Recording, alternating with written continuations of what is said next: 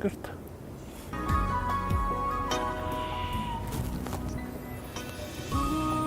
እኔ ብዙ ጊዜ ከዚህ በፊት ሲሰማኝ የነበረ እስካሁን ራሱ የሚሰማኝ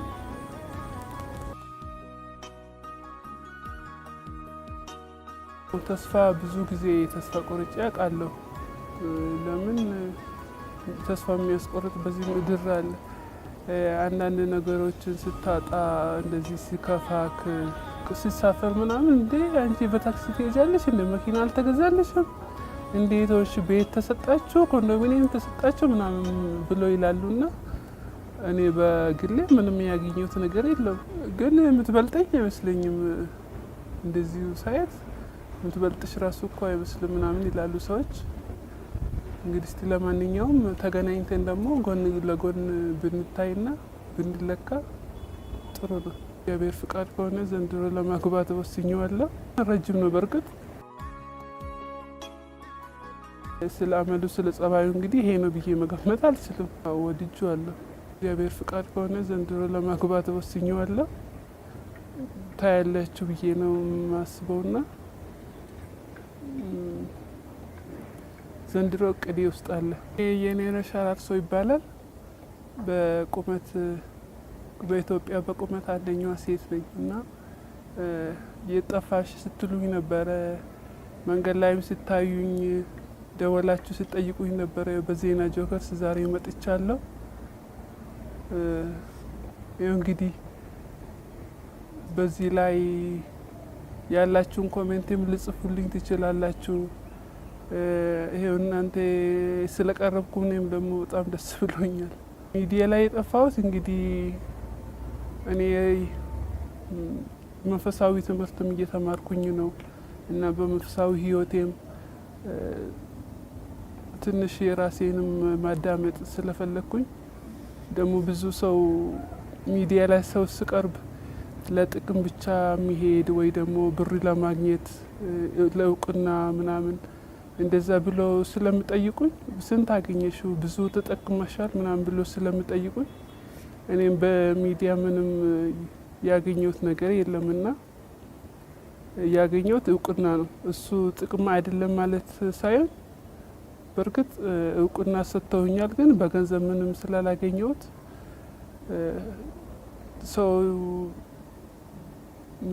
በምናገር ወይ ደግሞ በተገነዘበ ነገር ምንም እኔ ስላላገኘሁት ለዛ ነው የጠፋሁት እና የራሴን ህይወትም ለማዳመጥ ራሴን ለማዳመጥ ያው የራሴ የግል የሆነ ነገርም ስላለኝ እሱንም ለማስተካከል ለዛ ነበር የጠፋሁት። የራሴን ለማሸነፍ ወዳ ወዲህ የምትለው ነገር አለ። በሚዲያ መቅረብ ያተረፍኩት ነገር እንግዲህ ከሰው ጋር እንድታወቅ አድርገውኛል። በውጭም በአገር ውስጥም ሰው እየደወሉም ቢሆን በአካል እያገኙኝም ቢሆን አድናቆታቸው ሲገልጹልኝ ደስ ይላል። ቁመትም ጨምሮ በእድሜ ደረጃ ስለሚመስለኝ ያው የዛሬ 2 አመት በሚዲያ ከቀረብኩ በኋላ ከዛ በኋላም ታይቻለሁ። እየጨመረ ነገር የለም፣ ግን አይታወቅም። እንግዲህ የእግዚአብሔር ስራ ስለሆነ ይጨምራል አይጨምርም ማለት አልችልም በራሴ። ግን በእድሜ ደረጃ ከሆነ ያቆመ ይመስለኛል። እድሜ 34ኛ ነኝ። እኔ እስካሁን አላገባውም። እንግዲህ እግዚአብሔር ፍቃድ ከሆነ ዘንድሮ ለማግባት ወስኜዋለሁ። ከዚህ በፊትም እንደተናገርኩት ትዳርን የምመሰርተው ወይ ደግሞ ባልን የምሰጠው እግዚአብሔር ነው እንጂ በራስ ፍለጋ ወይ ደግሞ በመስፈርት አይደለምና እግዚአብሔር ፍቃድ ከሆነ ደግሞ ዘንድሮ እንግዲህ አስቤያለሁ ለማግባት። እግዚአብሔር ፍቃድ ከሆነ ታያላችሁ ብዬ ነው የማስበውና ዘንድሮ እቅዴ ውስጥ አለ። እንደኔ ባይሆንም ረጅም ነው በርግጥ እኔ ላይ ደርስ ይችላል። ስለ አመሉ ስለ ጸባዩ እንግዲህ ይሄ ነው ብዬ መገመት አልችልም። እንግዲህ ጥሩ ሰው ነው ብዬ ገምታለሁ። እግዚአብሔር ብሎ እሱን ከሰጠኝ ደግሞ ያው እንግዲህ የማይሆን ጸባይ የሌለው ደግሞ የማይሆን አመል ያለው ሰው ይሰጠኛል ጌታ ብዬ አላስብም። ለምን እግዚአብሔርን እየጠበቅኩ ስለሆነ ይሄኛውን የሰጠኝ እግዚአብሔር ነው ብዬ ነው የማስበው። የተዋወቅ ነው እንደዚህ በሚዲያ ከቀረብኩ በኋላ ነው እና የተገናኘ ነው ደግሞ በስልክ ነው እና ቤተሰብ አያውቅም። በስልክ ደረጃ ብቻ ነው የምንታወቀው። በአካል አንድ ቀን ብቻ ተገናኝተናል። ወድጄዋለሁ። እኔ እንግዲህ ሰው እንዲፋቀር እንትን የሚያደርገው አንደኛ እግዚአብሔርን መጸለይ ነው። ለምን ቅድም እንዳነሳሁት ትዳርን እግዚአብሔር ካልመሰረተው በስተቀር መጨረሻ ላያምር ይችላል። እግዚአብሔር ብሎ ደግሞ ለምን ለአዳም ሔዋንን የሰጠው ስለሚያስፈልገውና ከግራ ጎኑ አጥንት ሔዋንን የሰጠው ስለሚያስፈልገው ነው በእርግጥ እና ለአንድ ወንድ ወይ ደግሞ ለአንድ ወንድ አንድ ሴት ያስፈልጓል። ለአንድ ሴት ደግሞ አንድ ወንድ ስለሚያስፈልገው ምን ማድረግ ያለበት ያ ሰው መስፈርት አያስፈልግም። በእርግጥ የራሳችን የሆነ መስፈርት ልናስቀምጠው እንችላለን፣ ግን እግዚአብሔርን መጸለይ ነው። እግዚአብሔርን ከጸለዩ ደግሞ ያው የራስ የሆነን እግዚአብሔር አያጣውም እንጂ በገንዘብመን አይቴ ሌላ መልክ ምናምን ቁመናን አይቴ ከሄድ ነው መጨረሻ ላያምር ይችላል። እውነተኛ ፍቅር ላይኖር ይችላል እና በስተ መጨረሻ ደግሞ ሊፋቱ ላይ ይችላሉ እና እግዚአብሔርን ያጣመረው ደግሞ ማንም ሊፈታው አይችልም። እና አንደኛ ነገር ማድረግ አለበት፣ እግዚአብሔርን መጠየቅ አለበት።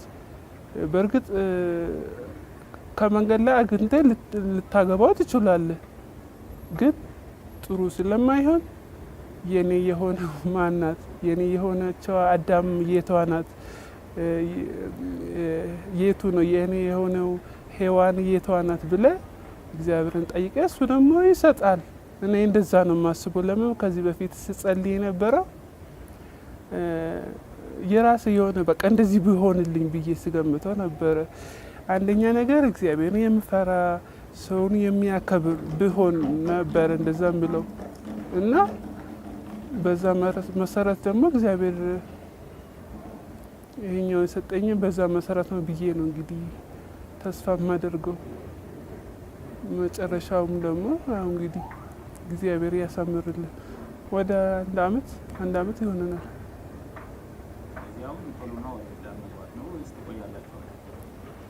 አይ አንቆይም። ዘንድሮ እኮ አልኩ አይደለ? እግዚአብሔር ከፈቀደ ዘንድሮ ብለን አስበነዋል። እንግዲህ እኔ የወደድኩት መልኩም እርግጥ ደስ ይላል። የመንፈሳዊ ሰው ነው። ሲናገር ሰውንም ስመክር እግዚአብሔር ቃል አንብቦ እንደዚህ ሰውን ስመክር በመጽሐፍ ቅዱሳዊ ነገር ነው፣ ስናገርም እንደዛ ነው እና መንፈሳዊ ህይወቱን ነው የወደድኩት እና የወደድኩት እሱ ነው። እሱ እንግዲህ እሱ ምስጢር ሊሆን ይችላል። እሱ እንግዲህ ብዙ ልል ይችላል። እሱ ቢገልጸው ደስ ይለኝ ነበረ፣ ግን እሱም እንደዛ መንፈሳዊ ህይወቶችን ሚዲያ ላይ ወጥተሽ እግዚአብሔርን ነገር ስለሰበክሽ እንደዛ ነው የምለውና ጸባይሽም ደስ ይላል እንግዲህ ለእኔ ስናገረኝ። እሱ ደግሞ አንድ ቀን ቀርቦ ብናገር ነው ደስ የሚለኝ ከኔ ይልቅ። ያው እንግዲህ በዚህ በሚዲያ እንቀርባለን ብዬ ነው የማስበው እና እኔ ራሴ አሳውቃቸዋለሁ። እንግዲህ እኔ የምወልደው ረጃጅም ናቸው ብዬ ገምታለሁ፣ ግን ይሄም እግዚአብሔር ስራ ነው። በእግዚአብሔር ስራ እንደዚህ ብዬ ማለት ይሄን ልጅ ያንተ ምኞት ልትገልጸው ትችላለህ፣ ግን በእግዚአብሔር ስራ መሀል ደግሞ ገብተው እንደዚህ ማለት አትችልም። ግን እሱም ረጅም ስለሆነ ረጃጅሞች ይሆናሉ ብዬ ገምታለሁ። እኔ እዚህ ዓለም ሀብት ምንም የሚያጓጓ ነገር የለም። ለምን ይሄ ደግሞ ስገባክ ነውና የላውን ካላየ እግዚአብሔር ያቀደልህን ነገር ካላየ በእርግጥ ሊያጓጓ ይችላል። የዚህ ዓለም ብር ምናምን ነገር አያስፈልግም ማለት አይደለም፣ ያስፈልጋል። በምድር እስካለ ድረስ ሀብት ሊያስፈልግ ይችላል። ግን እኔ ምንም በጌታ መሆን ብቻ ነው ደስተኛ የሚያደርገኝ እንጂ የዚህ ዓለም ኑሮ ወይ ደግሞ ሀብት፣ ብር፣ ወርቅ ምንም አይደንቀኝም። ብኖረኝ ደስ ይለኛል። በእርግጥ በማጣቴም ደግሞ አልከፋም። ይሄንን ለምን አይኖረኝም፣ ይሄ እንደዚህ ለምን አይሆንልኝ ብዬ የምጨረጨር ሰው አይደለሁም። እና በቃ ያለኝን ነገር ደስተኛ ሁኜ ማለት የምፈልገው አያስፈልግም ማለት አይደለም፣ ያስፈልጋል። ግን በቃ እንደዚህ ለምን አይሆንልኝ ብዬ የምከፋ ወይ ደግሞ የሚያዝን ሰው አይደለሁም።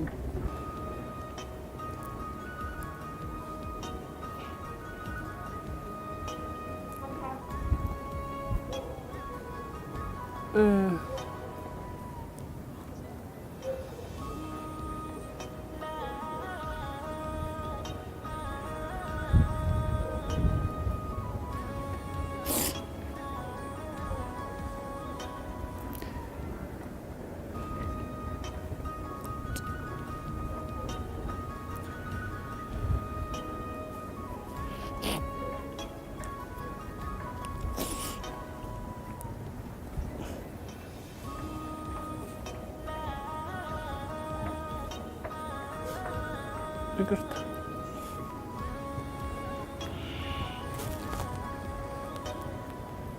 እኔ ብዙውን ጊዜ ከዚህ በፊት ሲሰማኝ የነበረ እስካሁን ራሱ የምሰማኝ የ2010 ዓመተ ምህረት ነው። እሱንም የሚያስታውሰኝ ነገር ምንድነው? እኔ ከዚህ በፊት በሚዲያ ተናግሬ ነበርና በእናቴና አባቴ ቤት ውስጥ ነበር የምኖረው። እነሱ ጋር እህቴ ጋር በነበርኩበት ሰዓት ስላመመኝ ወደ ቤተሰብ ተመለስኩኝ እና በእንደዚህ ሁኔታ እያለን እናቴ በ2010 ወደ ጥር 1 አረፈችና ጭራሽ ያላሰብኩበት ነገር ነበረ። ለምን እኔ አንደኛ በጣም ያመኝ ነበረ፣ ከዚህ የበለጠ በጣም ያመኝ ነበር። ከአልጋ ራሱ መነሳት አልችልም ነበር እና ከዚህ በፊትም ተናግሬ ያለው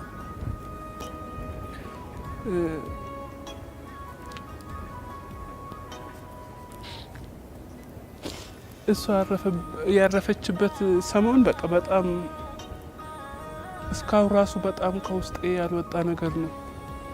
ለምን አንደኛ እኔ በጣም ያመኛል፣ ራሴን መርዳት አልችልም፣ ከጎኔም ሰው አልነበረም እና አንደኛ ህመም አለ፣ ሁለተኛ ብቸኝነት አለ፣ በዛ ላይ ደግሞ ሀዘን አለ።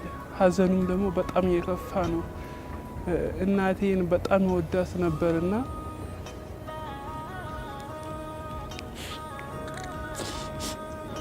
በቃ በጣም ያለሷ በቃ ጭራሽ መኖር አልችልም፣ እነሱ እስካሉበት ድረስ በቃ እኖራለሁ፣ በቃ እንደዛ ነበር የማስበውና ለምን ካለውበት ደረጃ በጣም ያመኝ ነበረ እና በእንደዛ ሁኔታ እያለሁም ደግሞ አባቴም በ5 ወሯ ነው ያረፈው። ከሷ ምንም የእሷን ሀዘን ሳንቋቋም በቃ እሱም ስላረፈ የዛን ጊዜ በቃ በጣም ይሰማኝ ነበረ፣ በጣም ሀዘን ነበረ እና ሳስቦ ከውስጥ የማይወጣ ነገር ያ ነበረ፣ ያ ሀዘን ነበረ፣ ያ ወቅት ነበረ እና አሁን ደግሞ እንግዲህ እግዚአብሔር ይመስገን ወደዚህ ወደ ወንድምና እህቶችን መጥቼ ያው እንግዲህ እየረሳው ነው ብዬ አስባለሁ። መርሳት እንኳን አይቻልም። ለምን በቃ ያ ሀዘን የመጀመሪያው በቤተሰብ ማንም ሞቶ አቅም ነበር። እኔ በማውቀው ሁኔታ እና በጣም ይሰማኝ ነበር። በጣም በቃ ሁሌ ሌሊት ሁላ ተኝቼ ነበር ማለቅሰው እና ያ ወቅት እና የእናቴ ሀዘን በጣም ነበረ ይሰማኝ ነበረው።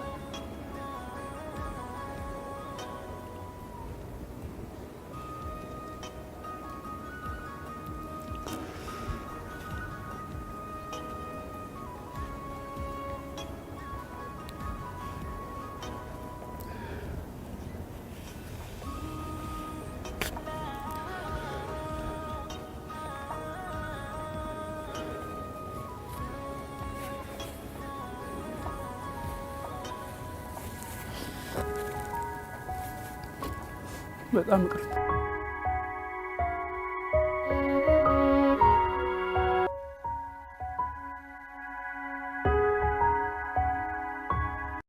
አሁን እንግዲህ ያለኝ እቅድ ትምህርት እማራለሁ ብዬ እስካሁን አላቀድኩም። በእርግጥ የግሌ ስራ የሆነው ለመስራት አስቤያለሁ።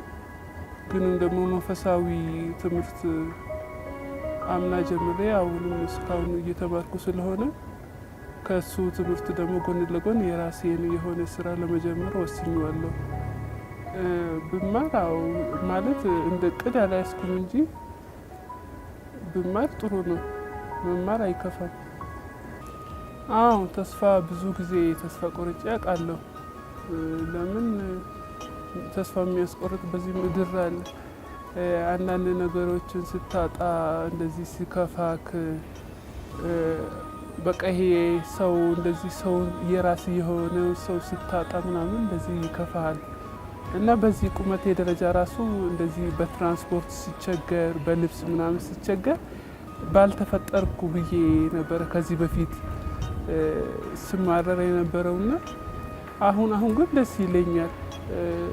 ስፔሻሊ ትምህርቱን ከጀመርኩ በኋላ በቃ እኛ ምንም እየተማርኩ ያለሁት ህይወት የሆነ በቃ ደስ የሚል ትምህርት መንፈሳዊ ትምህርት ስለሆነ ራሴን እንድወደው አድርጎኛል። ራሴን እንዳልጠላ ጭራሽ በቃ የተፈጠርኩበትን አላማ ለይቼ እንደዚህ ባይብሊካል የሆነ እንደዚህ ስማር በቃ ራሴን እንድወደው ያኔ በቃ የምድራዊ ነገር ስታይ ነው ተስፋ የምትቆርጠው። ለምን እንደዚህ ያለንም ለምን እንደዚህ ይሄ አልተስተካከለም እንደዚህ ሁኜ ለምን አልተፈጠርኩኝ ምናምን ብለህ ነበረ ስማረር የነበረውና አሁን ግን ትምህርቱን ከጀመርኩ መጽሐፍ ቅዱስ ማጥናት ከጀመርኩ እንደዚህ አንዳንድ ስብከቶችን ሲሰማ ምናምን በቃ ጭራሽ በቃ ራሴን ምድራዊ ነገርን አስንቀውኛልና አሁን ደስ እያለኝ ነው። ጌታ ምስክሬ ነውና በቃ የተፈጠርኩበት የምድራዊ ነገር ለምድራዊ ነገር አይደለምና ለምን ተስፋ ቆርጣለሁ? እንደዚህ የሆነ በቃ ታላቅ የሆነው ነገር ለኔ ታቅዶ ካለ ለምን ተስፋ ቆርጣለሁ ብዬ በቃ ሌላውን ትቼዋለሁና ተስፋ አልቆርጥም። እንግዲህ አንቺን የምትበልጥ ተገኝታለች ብለው የነበረና የምትበልጠኝ በ3 ሴንቲ ነው እነሱ እንዳያሉት። እኔ ሜትር ከ95 ነበርኩ፣ እሷ ከሜትር ከ98 ሆና ነበር ቀረበችውና እኔም ባለፈው እሁድ ዕለት አይቼዋለሁ። ከጋምቤላ የመጣችዋለች። አሁን እንግዲህ በልጣኝ ታየች። እኔም አይቼዋለሁ። በፊት እውነት ለመናገር አላሰብኩም ነበረ። በቃ ማለት ረጅም ነሽ ስለምልኝ በቃ ሜትር ከ95 የምበልጥ ሴት ራሱ ይገኛል ማለት እኔ ራሴ አላሰብኩ ነበርና ሳይሆን ደግሞ በቃ ደስ ይላል። እግዚአብሔር ፍጡር ስለሆነ ጥሩ ነው። ባገኘት ደስ ይለኛል። እውነት እንደምትበልጠኝ ራሱ ባረጋግጥ እንደውም ያን ቀን ከሷ ጋር እንድቀርብ አሹ ጠርተውኝ ነበረና እንደ አጋጣሚ ሆኖ አልቀረብኩም። ግን ለወደፊቱ አገኛታለሁ ብዬ አስባለሁና ባገኘት ደስ ይለኛል። መጀመሪያ ቁመቴ ነበር የምለካው። ባገኘት እውነት ትበልጠኛለች የምለው ለክቼ ነው ማየው ብዬ አስባለሁና እሷ አግብታለች፣ ልጅ ወልዳለችና እሷ እንደውም እድለኛ ናት። እንግዲህ ሰው ብዙ ነገር ያነሳል። በአብዛኛው ሰው አገባሽ ወይ ባላገኘሽ ምናምን ብሎ ይጠይቁኛልና እኔ ደግሞ መልስ ያላገባውም ጸልዩልኝ ምናምን ብዬ ቀልጄ ነው ማልፋቸውና ሰው ብቻ የኢትዮጵያ ሰው በጣም ነው ደስ ያለኝ። እኔ እንደውም በዚህ ሁኔታ አልገመትኩም ነበረ። መንገድ ላይ ሳያገኙ እንደዚህ በቃ ሌላው አቁመኝ ፎቶ ይነሳል። በቃ መንገድ ላይ በቃ ያወሩኛል። እንደውም ታክሲ ላይ ሲሳፈር ምናምን እንዴ አንቺ በታክሲ ትሄጃለሽ እንደ መኪና አልተገዛልሽም እንዴቶች ቤት ተሰጣችሁ፣ ኮንዶሚኒየም ተሰጣችሁ ምናምን ብለው ይላሉና እኔ በግሌ ምንም ያገኘሁት ነገር የለም። ያገኘሁት በእርግጥ ወንድሞች ሰጥተውኛል፣ እንድታወቅ አድርገውኛል። እስካሁን እየደወሉልኝ ያሉት እየረዱኝም ያሉት እና እንጂ በመንግስት ደረጃ ምንም ያገኘሁት ነገር የለም። የሚያስፈልግ ብዙ ነገር አለ፣ የሚያስፈልግ ብዙ ነገር አለ። በእርግጥ ከዚህ በፊትም አንስተነዋል። ይሄ አዲስ ነገር አይደለም። አዲስ አድርጎ ማንሳቱም ተገቢም አይመስለኝም እና ያስፈልጋል። ትራንስፖርት ላይ በጣም ያስቸግራል። ሲሳፈር ምናምን መኪና ባገኝ እላለሁ፣ ቤት ባገኝ እላለሁ። ይሄ አይከፋም ማግኘቱ፣ ግን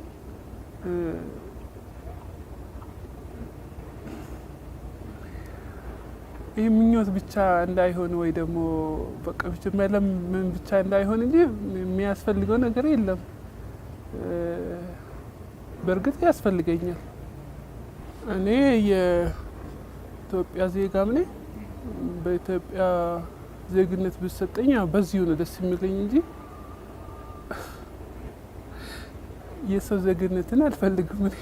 እንግዲህ ከዚህ በፊት እህቴ ጋር ነው የምኖረው እና በጥገኝነት ስለምኖር አሁን ደግሞ የራሴ የሆነ ህይወት ስለሚያስፈልገኝ አሁን ስራ ለመስራት አስቤዋለሁ እና እንደዚህ አንዳንድ ነገሮች የሚያስፈልጉኝም የሚጎለኝም ነገር ስለምኖር ከዚህ በፊት ከጎናቸው የነበራችሁትም አሁን ከጎን እንድትሆኑ እንለዋለሁ። ስራ ለመስራት አስቤዋለሁ። ከአቅሜ ጋር የሚሆነው እንደዚህ የልብስ ቤት ከፍቼው ለመጀመር አስቤዋለሁ። ግን የምትበልጠኝ አይመስለኝም። እንደዚሁ ሳይት የምትበልጥሽ ራሱ እኮ አይመስልም ምናምን ይላሉ ሰዎች። እንግዲህ እስቲ ለማንኛውም ተገናኝተን ደግሞ ጎን ለጎን ብንታይና ብንለካ ጥሩ ነው። ለተመልካቾች የምለው ነገር ብኖር ምስጋናዬን አቀርባለሁ።